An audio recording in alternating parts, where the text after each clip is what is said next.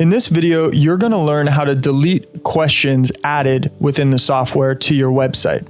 So we cover this in a separate tutorial all about how to actually add questions.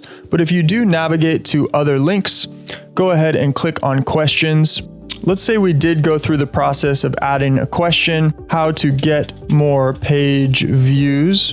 And the answer is use this software. Just a simple example, right? If you would like to further understand the value of asking and answering questions within this software, you'll find tremendous value in the tutorial all about the importance and how this software is going to use your questions that you fill in here to bump your search results and provide Google with featured snippets directly from your website.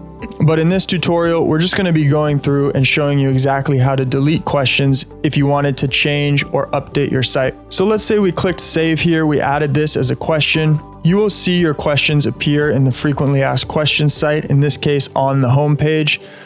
And what you're going to want to do is go ahead and hover over the delete button and click delete. After clicking delete, you will see that there's now only 2 questions, and we can go ahead and take our example that we just added, how to get more page views, and we can delete this question as well. So again, hovering over delete and just simply clicking delete. Now we're left with that initial example that we went through in the tutorial focused on the importance and value of adding these frequently asked questions. And you can further customize the title, what's above and what's below, and continue creating your website.